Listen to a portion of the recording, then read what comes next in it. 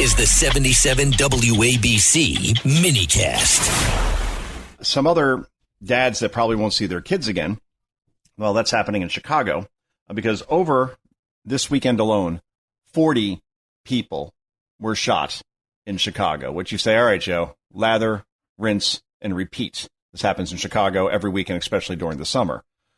Well, I don't know. Why should we accept that? Why do we have people running Chicago like a Lori Lightfoot and now Brandon Johnson, currently at 16, that's 16% approval in that blue of a city, where they just kind of accept it and, yeah, they're doing things about it, but, oh, well, President Trump wants to send in the National Guard and do for Chicago what they did for Washington, D.C. But the mayor won't allow it. Fred Flintstone, the governor, J.B. Pritzker won't allow it. And now Brandon Johnson, let's go Brandon, is now saying that, well, the reason why so many black men, especially young black men, are being killed in Chicago under my leadership and Democratic leadership before me is because Richard Nixon is to blame. No, really? Cut one, go. Death has been unfortunately accepted in this country for a very long time. We had a chance 60 years ago to get at the root causes, and people mocked President Johnson. And we ended up with Richard Nixon. Oh, wait, what? I'm going to work hard every day to transform this city. That's what it takes to build a better, stronger, safer Chicago, and I need everybody to step up. So if, I want to see if I'm following along with this correctly. If Lyndon Johnson didn't seek a second term, and then if Nixon didn't become president, and Johnson was able to fulfill whatever he wanted to fulfill as far as the Great Society, then we wouldn't have blacks murdering blacks in Chicago today? Did I read this correctly? Talk about victimhood. The buck stops here? Nope, not with Brandon. He goes all the way back to 1960 whatever to blame a guy, a president who's now dead, everybody else almost from that administration dead, and because Lyndon Baines Johnson didn't get through certain legislation, that's why we have gangs running Chicago, the south side of it anyway. Pathetic.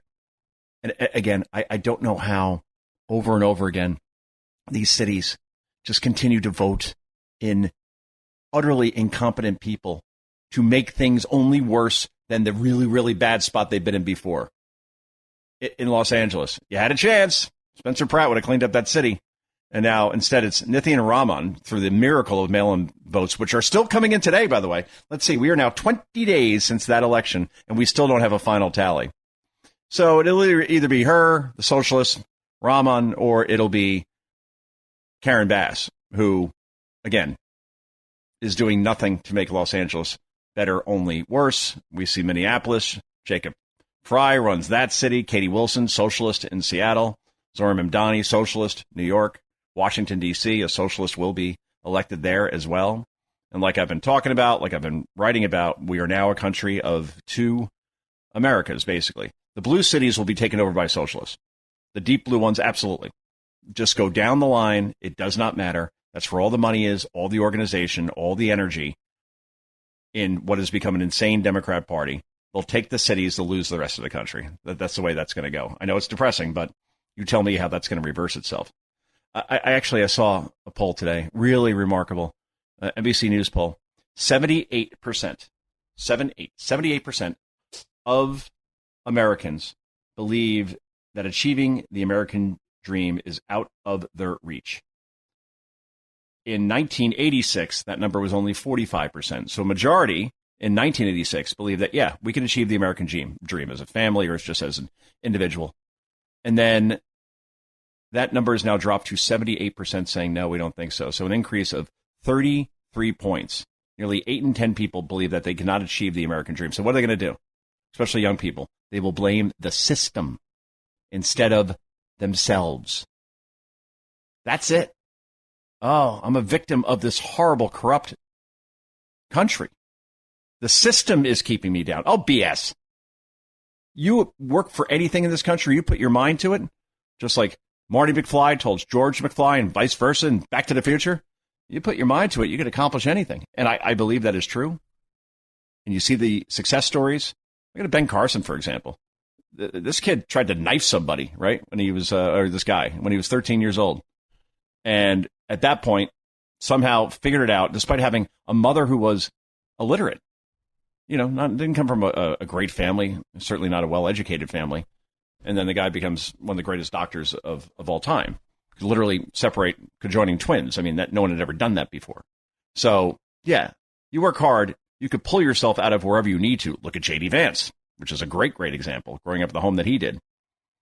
And then saying, you know what? Instead of feeling sorry for himself, I'm going to go join the Marines now, find some discipline. And then I'm going to go to Ohio State, graduate in a little over 2 years, half the time it takes everybody else. And then I'm going to go to Yale, get my law degree. Then I'm going to write a book. Oh, then I'm going to, be a part of a movie, not in it, but obviously had advised on it. Hillbilly Elegy that Ron Howard's going to direct. And then I'm going to run for Senate. And now I'm the vice president. I'll probably be the next president if I decide to run. Yeah. So I don't want to hear about this whole stuff about, we can't achieve the American dream, or I can't achieve the American dream because the system is broken. And that's why so many people are turning to socialism and all the free stuff that they promise. And I think they're going to realize with Donnie, for example, 3 years from now, that nothing has changed in their lives. And all the promises that he made, let's say 90% he won't be able to deliver on, and everything else that he does deliver on will be on borrowed money.